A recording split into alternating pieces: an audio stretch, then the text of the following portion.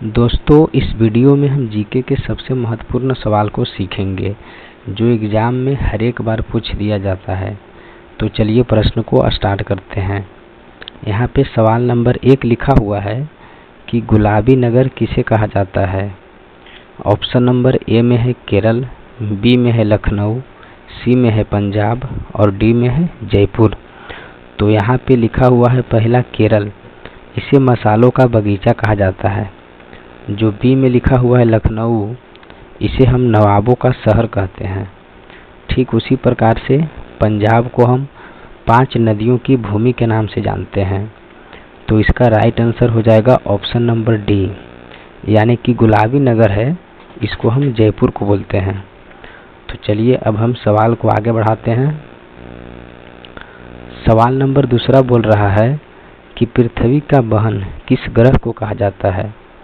Option number A में है बुध, B में है बृहस्पति, सी में है शुक्र और डी में है मंगल। तो जो ऑप्शन नंबर ए में है बुध, ये सौर मंडल का सबसे छोटा ग्रह है। उसी प्रकार से जो बृहस्पति है, ये सौर मंडल का सबसे बड़ा ग्रह है। ऑप्शन नंबर जो सी है शुक्र, ये इसका राइट आंसर हो जाएगा, यानी कि पृथ्वी का जो बहन है ये शुक्र ग्रह को कहा जाता है। शुक्र को हम जानेंगे कि इसको भोर का तारा भी कहा जाता है, इसी को शाम का तारा भी कहते हैं। अगर आपसे पूछिएगा कि चमकीला ग्रह किसे कहा जाता है, तो भी हमारा शुक्र ही हो जाएगा। और ऑप्शन नंबर जो डी में लिखा हुआ है मंगल, तो मंगल को हम नीला ग्रह कहते हैं। तो आई होप कि आपको चारों ऑप्शन अच्छे से समझ में आ गया होगा। तो चलिए अब हम सवाल को आगे बढ़ाते हैं।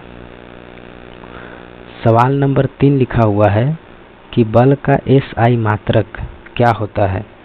ऑप्शन नंबर ए में है न्यूटन, बी में है एम्पियर, सी में है वाट और डी में है जूल।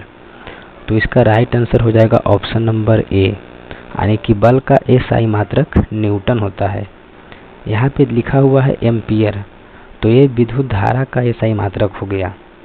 ठीक उसी प्रकार से ऑप्शन नंबर सी में लिखा हुआ है वाट, तो वाट जो है ये शक्ति का एसआई मात्रक है। उसी प्रकार से ऑप्शन नंबर डी में है जूल, तो ये हो जाएगा कार्य एवं ऊष्मा का एसआई मात्रक। तो चलिए अब हम सवाल को आगे बढ़ाते हैं। सवाल नंबर 4 कह रहा है कि इलेक्ट्रॉन की खोज किसने किया था। ऑप्शन नंबर ए में है रदरफोर्ड, बी में है जे थॉमसन, सी में है थॉमस पेन और डी में है जेम्स चैडविक। तो जो ऑप्शन नंबर ए में है रदरफोर्ड, ये परमाणु की खोज किया था। ठीक उसी प्रकार से ऑप्शन नंबर बी में है जे थॉमसन, ये किया था इलेक्ट्रॉन की खोज। तो ये इसका राइट आंसर हो जाएगा। और यहाँ पे दिया हुआ है ऑप्शन नंबर डी में जेम्स चैडविक। तो जेम्स चैडविक जो थे, ये हमारे न्यूट्रॉन की खोज किए थे। तो चलिए अब सवाल नंबर हम 5 को देखते हैं। सवाल नंबर 5 कह रहा है कि बिहू किस राज्य का लोक नृत्य है। ऑप्शन नंबर ए में है उत्तर प्रदेश, बी है असम, सी है महाराष्ट्र और डी में है गुजरात। तो उत्तर प्रदेश का जो लोक नृत्य है उसको हम बोलेंगे नौटंकी। अगर आपसे पूछेगा कि नौटंकी किस राज्य का लोक नृत्य है, तो इसका राइट आंसर हो जाएगा उत्तर प्रदेश। उसी प्रकार से यहाँ पे देखिए जो ऑप्शन नंबर बी है, ये हमारा हो जाएगा राइट आंसर। यानी कि अगर आपसे पूछेगा कि असम का लोक नृत्य कौन है, तो ये इसका बिहू जो है इसका राइट आंसर हो जाएगा। महाराष्ट्र जो है, महाराष्ट्र का जो लोक नृत्य है इसको हम बोलेंगे लावनी। ठीक उसी प्रकार से गरबा जो है वो गुजरात का लोक नृत्य है। अगर आपसे पूछेगा कि गरबा किस राज्य का लोक नृत्य है, तो इसका राइट आंसर हो जाएगा गुजरात। तो आई होप कि आपको समझ में आ गया होगा। तो चलिए अब सवाल को आगे बढ़ाते हैं। यहाँ पे लिखा हुआ है कि कौन सा राज्य का राज्यभाषा अंग्रेजी है। ऑप्शन नंबर ए में है राजस्थान, बी में है बिहार, सी में है नागालैंड और डी में है तमिलनाडु। तो जो राजस्थान है इसका राज्यभाषा हिंदी है। उसी प्रकार से बिहार का भी राज्यभाषा हिंदी है। इसका राइट आंसर हो जाएगा ऑप्शन नंबर सी, यानी कि नागालैंड का जो राज्य भाषा है वो अंग्रेजी है। अगर आपसे पूछे कि तमिलनाडु का राजभाषा क्या है, तो ये हो जाएगा तमिल। तो चलिए अब सवाल को आगे बढ़ाते हैं। सवाल नंबर 7 कह रहा है कि पश्चिम बंगाल के मुख्यमंत्री का क्या नाम है। ऑप्शन नंबर ए में है नीतीश कुमार, बी में है ममता बनर्जी, सी में है भगवंत मान और डी में है पेमा खांडू। तो नीतीश कुमार जो है ये बिहार के मुख्यमंत्री है। तो इसका राइट आंसर हो जाएगा ऑप्शन नंबर बी, यानी कि पश्चिम बंगाल के जो मुख्यमंत्री है वो ममता बनर्जी है।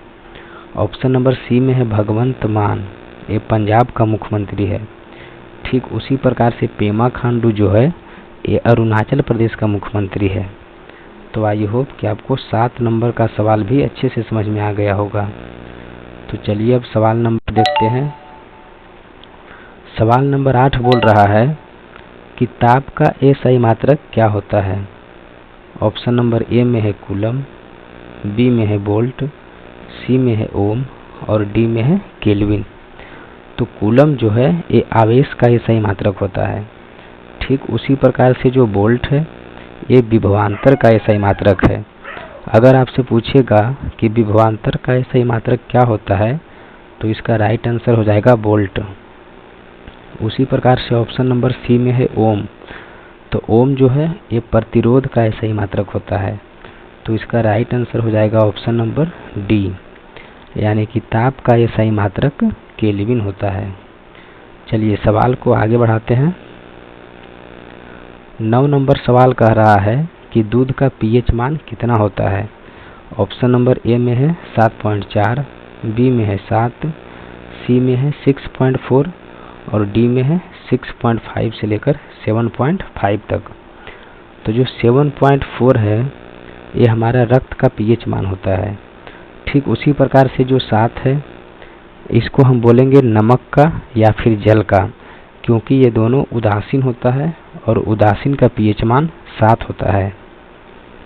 ऑप्शन नंबर सी में है 6.4, ये इसका राइट आंसर हो जाएगा, यानी कि दूध का पीएच मान 6.4 होता है। यहाँ पे लिखा हुआ है 6.5 से लेकर 7.5 तक, ये मनुष्य के लार का पीएच मान होता है। अगर आपसे पूछेगा कि लार का पीएच मान कितना होता है, तो इसका राइट आंसर हो जाएगा 6.5 से 7.5। तो चलिए सवाल को आगे बढ़ाते हैं। लिखा हुआ है किसकी कार पर नंबर प्लेट नहीं होता है। ऑप्शन नंबर ए में है प्रधानमंत्री, बी में है गृह मंत्री, सी में है राष्ट्रपति और डी में है मुख्यमंत्री। तो इसका राइट आंसर हो जाएगा ऑप्शन नंबर सी, राष्ट्रपति। तो चलिए सवाल को अब आगे बढ़ाते हैं। सवाल नंबर 11 कह रहा है कि कौन सा पुस्तक बाल गंगाधर तिलक के द्वारा लिखा गया है। ऑप्शन नंबर ए में है अनहैप्पी इंडिया, बी में है गीता रहस्य, सी में है इंडिया डिवाइडेड और डी में है डिस्कवरी ऑफ इंडिया। तो ये जो अनहैप्पी इंडिया लिखा हुआ है ये लाला लाजपत राय के द्वारा लिखा गया है। उसी प्रकार से गीता रहस्य यही वो बुक है जो बाल गंगाधर तिलक के द्वारा लिखा गया है, यानी कि इसका right answer option number B हो जाएगा। उसी प्रकार से इंडिया डिवाइडेड जो है ये डॉक्टर राजेंद्र प्रसाद के द्वारा लिखा गया है। और ऑप्शन नंबर डी में है डिस्कवरी ऑफ इंडिया, इनके लेखक जवाहरलाल नेहरू है। तो आपको चारों बुक अच्छे से याद कर लेना है। तो चलिए सवाल को अब आगे बढ़ाते हैं। सवाल नंबर 12 का आ रहा है कि द्वितीय विश्व युद्ध कब हुआ था। ऑप्शन नंबर ए में है 1914 से 18, बी में है 1939 से 45, सी में है 1905 और डी में है 13 अप्रैल 1919 को। तो जो ऑप्शन नंबर ए में है 1914 से 18 ये प्रथम विश्व युद्ध हुआ था। तो इसका राइट आंसर हो जाएगा ऑप्शन नंबर बी, यानी कि द्वितीय विश्व युद्ध जो है ये 1939 से 45 के बीच हुआ था। अगर आपसे पूछेगा कि बंगाल विभाजन कब हुआ था, तो इसका राइट आंसर हो जाएगा 1905 में। जब बंगाल विभाजन हुआ था तो इस समय वायसराय लॉर्ड कर्जन था। आपको ये भी अच्छे से ध्यान रखना है। और ऑप्शन नंबर डी में दिया हुआ है 13 अप्रैल 1919 को। तो 13 अप्रैल 1919 को जालियांवाला बाग हत्याकांड हुआ था, जिसके समय वायसराय लॉर्ड चेम्सफोर्ड थे। तो चलिए अब सवाल को आगे बढ़ाते हैं। सवाल नंबर 13 कह रहा है कि मथुरा किस नदी के किनारे बसा है। ऑप्शन नंबर ए में है ताप्ती नदी, बी में है सरयू नदी, सी में है गोमती नदी और डी में है जमुना नदी। तो ऑप्शन नंबर जो ये है ताप्ती नदी, इसके किनारे सूरत शहर बसा हुआ है। अगर आपसे पूछेगा कि सूरत किस नदी के किनारे बसा हुआ है, तो इसका राइट आंसर हो जाएगा ताप्ती। ठीक उसी प्रकार से ऑप्शन नंबर बी में है सरयू। तो अयोध्या जो शहर है यही सरयू नदी के किनारे बसा हुआ है। उसी प्रकार से ऑप्शन नंबर सी में है गोमती। तो लखनऊ शहर जो है ये गोमती नदी के किनारे बसा हुआ है। तो इसका राइट आंसर हो जाएगा ऑप्शन नंबर डी, यानी कि मथुरा जो शहर है ये यमुना नदी के किनारे बसा हुआ है। तो आई होप कि आपको 13 नंबर सवाल भी अच्छे से आ गया होगा। तो चलिए अब सवाल नंबर 14 को देखते हैं। यहाँ पे लिखा हुआ है कि फ्रांस की राज्य क्रांति कब हुआ था। ऑप्शन नंबर ए में है 1789 में, बी है 1775 में और सी है 1565 में। तो ऑप्शन नंबर जो ए है ये इसका हो जाएगा राइट आंसर, यानी कि फ्रांस की जो राज्य क्रांति हुआ था ये हुआ था 1789 में। उसी प्रकार से ऑप्शन नंबर बी में लिखा हुआ है 1765। तो 1765 में अमेरिका का राज्य क्रांति हुआ था। ऑप्शन नंबर सी में लिखा हुआ है 1565। तो 1565 में जो हुआ था ये हुआ था तालीकोटा का युद्ध। तो चलिए सवाल को अब आगे बढ़ाते हैं। 15 नंबर सवाल कर रहा है कि किस दिन पृथ्वी सूर्य के अधिकतम नज़दीक होता है।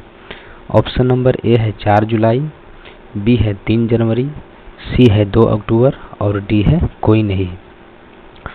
तो यहाँ पर देखिए कि जो ऑप्शन नंबर ए में लिखा हुआ है 4 जुलाई, तो 4 जुलाई को जो है पृथ्वी और सूर्य ये दोनों सबसे दूर में रहते हैं।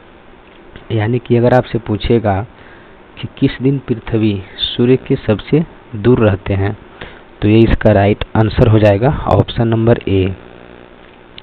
उसी प्रकार से 3 जनवरी जो है ये इसका हो जाएगा राइट आंसर। अगर आपसे पूछेगा कि किस दिन पृथ्वी सूर्य के अधिकतम नज़दीक होता है, तो ये होता है 3 जनवरी को। ऑप्शन नंबर सी में दिया हुआ है 2 अक्टूबर।